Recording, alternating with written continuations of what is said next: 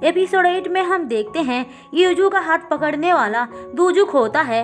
वो कहता है क्या तुम सब कुछ बर्बाद करना चाहती हो। यूजू गुस्से में बोलती है चाहे जो कुछ भी हो जाए आज मैं उसे नहीं छोड़ूंगी, मुझे जाने दो। पर दूजुक उसे जाने नहीं देता है और समझाता है कि आज उन दोनों की शादी है, उसे खुश रहना चाहिए, तभी तो लोग उसे देखकर जलेंगे। बताओ तुम्हें हंसाने के लिए मैं क्या करूं? यूजू बोलती है मैं अपने हाथों से अपनी फैमिली को बर्बाद करना चाहती हूं, बताओ क्या तुम मेरी हेल्प करोगे? दूजुक हाँ बोलता है। उसके बाद दोनों की एंट्री होती है। उनको देखकर सियोक जुंग सब जल रहे थे। फिर दोनों की शादी होती है। शादी खत्म होकर जब फोटोशूट चल रहा था तभी यूरा वेडिंग गाउन पहनकर आती है। वो यूजू की फ्रेंड को हटाकर खुद उसके पास खड़ी हो जाती है, फिर सेल्फी लेकर पोस्ट कर देती है और बोलती है यार सब लोग बोल रहे हैं कि मैं तुमसे ज्यादा प्रीटी हूँ। यूजू उसका हाथ हटाकर बोलती है तुम अपनी ऑनलाइन जिंदगी जीती रहो, मैं अपनी रियल लाइफ जीने जा रही हूँ अपने प्यार के साथ। यूरा उसकी बातें सुनकर गुस्से में बस देखते ही जा रही थी। अब यूजू और दूजुक घर आते हैं तो यूजू उसे थैंक्स बोलकर अपने रूम में चली जाती है। सुबह दूजुक उठता है तो देखता है यूजू ने उसके लिए एक नोट छोड़ा है।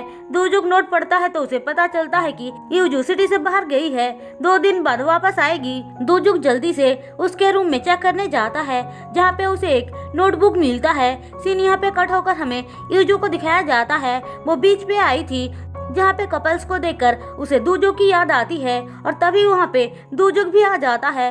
दूजुक बोलता है तुमने जो नोटबुक छोड़ा था उसी से पता चला, वैसे तुम यहाँ पे क्यों आई हो? मुझे पानी पसंद नहीं है। फिर वो बताता है कि एक दिन वो एक स्वीप पार्टी में गया था जहाँ पे जुंग का फोन पानी में गिर गया था। जुंग उसे फोन पानी में से निकालने को बोलता है क्योंकि दूजुक के प्रैंक करने के वजह से ही फोन नीचे गिर गया था। फिर दोनों भाई लड़ने लग जाते हैं और गलती से जुंग पानी में गिर जाता है।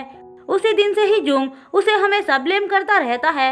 यूजू बोलती है यह तो बहुत पेनफुल है। दूजुक बोलता है मेरे लिए वो सब पेनफुल नहीं है, तुम मुझे इग्नोर कर रहे हो, इस बात से मुझे पेन हो रहा है। क्या तुम जानती नहीं हो मैं यहाँ पे क्यों आया हूँ? यूजू बोलती है मुझे नहीं पता, मैं कैसे जान सकती हूँ, तुम्हें जानना होगा बोलकर वो यूजू का हाथ पकड़ लेता है और कहता है मैं तुमको बहुत ज्यादा पसंद करता हूँ। वो उसे हक करता है पर यूजू कुछ भी नहीं बोलती है। अब सीन यहाँ से शिफ्ट होकर हमें सीओ को दिखाया जाता है। वो ड्रिंक करते करते सोच रहा होता है वो दोनों अभी मजे कर रहे होंगे। तभी उसे यूरा कॉल करती है और पूछती है क्या तुम मुझे पिक करने आओगे? हम देखते हैं यूरा एक बार में होती है जहाँ पे उसके साथ एक लड़का बदतमीजी कर रहा था। तभी सियोक आकर उसे बचाता है। फिर वो दोनों बाहर चले आते हैं जहाँ पे सियोक उसे देखकर ब्लश कर रहा था। यूरा उसके चीख पर किस करके बोलती है तुम बहुत अच्छे हो। उसके बाद वो चलने को बोलती है लेकिन सियोक उसे अपने पास खींचकर किस कर लेता है और यूरा भी उसे नहीं रोकती है। अब फिर से हमें यूजुक और दूजुक को दिखाया जाता है। हम देखते हैं दूजुक तो उसे फ्रीली बात कर रहा था पर यूजुक बहुत ऑकवर्ड फील कर रही थी, इसीलिए वो दूजुक को बेड पर गिराकर उसके मुंह पे टॉवल ढककर बोलती है मैं शावर लेने जा रही हूँ, यहीं पर ही रुकना, अगर तुमने मेरे तरफ देखा तो मैं तुम्हें मार डालूंगी। दूजुक बोलता है ठीक है पहले मैं शावर लेने जाता हूँ। ऐसा बोलकर वो चला जाता है लेकिन बाहर आने के बाद वो देखता है यूजू सो चुकी है। फिर वो नीचे सो जाता है। हम देखते हैं यूजू असल में सोई नहीं थी, बस प्रिटेंड कर रही थी। दूसरी तरफ सियोक उठता है तो अपनी हालत देखकर शॉक्ड हो जाता है क्योंकि उसने कल रात जो किया था वो नशे के हालत में किया था। तभी यूरा बाहर आकर उसे जल्दी से रेडी होने को बोलती है। उसके बाद दोनों खाना खाने आते हैं। सियोक कहता है क्या हम दोनों डेट कर सकते हैं, लेकिन वो उसकी बातों को टाल देती है। दूसरी तरफ यूजू दूजू के पानी का डर खत्म करने के लिए उसे पानी के पास लेकर आती है जहाँ पे दोनों बहुत ज्यादा मस्ती करते हैं। घर आने के बाद दूजू यूजू से कहता है मैं प्रॉमिस करता हूँ कि मैं सिर्फ तुम्हारा हाथ पकड़कर सोऊंगा। यूजू मना कर देती है तो वो कहता है मैं नीचे नहीं सो सकता हूँ, मेरे कमर में दर्द होता है। यूजू बोलती है तो फिर तुम बेड पे सो जाओ। ऐसा बोलकर वो जा रही थी पर दूजू उसे जाने नहीं देता है और बोलता है क्या तुम्हारे थॉट्स गंदे हैं, तुम मेरे पास सोओगी तो खुद को कंट्रोल नहीं कर पाओगे, इसीलिए मना कर रही हो ना। यूजू उसकी हरकतें देखकर बोलती है ठीक है तुम यहीं पे सो जाओ, लेकिन फिर भी दूजुक उसको सवाल पूछ पूछ कर परेशान कर देता है। इसीलिए यूजू नीचे सोने जा रही थी, पर दोजुक उसका हाथ पकड़ लेता है और बोलता है, सच बताना, तुम किस बात से डर रही हो? क्या तुम्हें लगता है कि मेरी फीलिंग्स रियल नहीं है? क्या तुम मुझ पर ट्रस्ट नहीं करती हो? यूजू बोलती है, मैं किसी पर भी ट्रस्ट नहीं करती हूँ। फिर वो बता देती है कि वो अपने डैड की रियल बेटी है। फिर वो फूट फूट कर रोने लगती है। दोजुक बोलता है, तुम चिंता मत करो, मैं हमेशा तुम्हारा साथ हूँ। यूजू उसकी ऐसी बातें सुनकर उसे किस करती है और बोलती है, माफ करना, मैं तुम्हारे फीलिंग्स को एक्सेप्ट नहीं कर सकती हूँ। मैं फिर से प्यार नहीं कर सकती हूँ। दोजुक बोलता है, पर मैं कर सकता हूँ। ऐसा बोलकर वो उसे किस करता है। उसके बाद दोनों एक दूसरे के बहुत करीब आ जाते हैं। अब सुबह यूजू को उसकी टीचर कॉल करके बोलती है, तुमने जो पेंटिंग मुझे दिया था, सेम वैसे ही पेंटिंग मेरे एक अमेरिकन फ्रेंड के पास है, पर तुमने तो बताया था कि तुमने कभी भी पेंटिंग नहीं बेची है। यूजू समझ जाती है कि ये सब कारनामा उसकी मॉम ने किया है। फिर वो अपने ग्रैंडपा से मिलने जाती है। ग्रैंडपा बताते हैं कि यूजू की मॉम और उसके डैड एक दूसरे से प्यार करते थे, लेकिन उन्होंने उसकी मॉम को एक्सेप्ट नहीं किया। उस टाइम वो प्रेग्नेंट थी।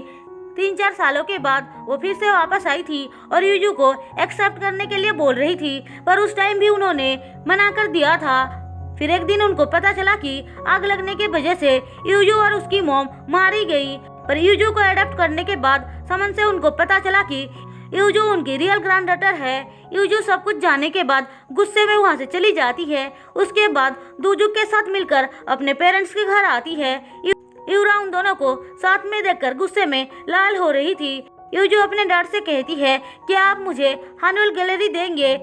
यूरा और जियोंग गुस्से में बोलते हैं, तुम्हें क्यों देंगे? पर उसके डैड बोलते हैं, क्यों नहीं? यूरा, क्या तुम्हें लगता है कि तुम गैलरी की ऑनर बनना डिजर्व करती हो?